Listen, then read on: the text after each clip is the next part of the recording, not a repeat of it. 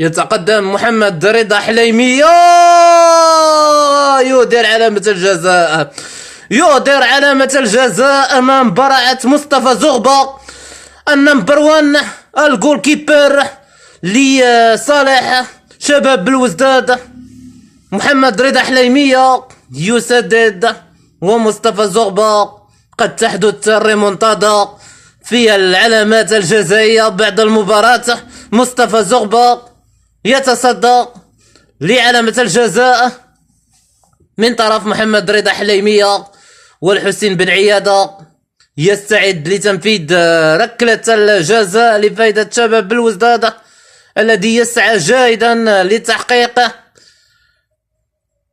ثالث الأهداف بعد هدف عبد الرحمن مزيان وكذلك هدف مايول. حسين بن عيادة يسدد ويسجل ويضع الجول النمبر 3 لفائدة شباب بالوزداد في مرمى نادي مولودية الجزائر.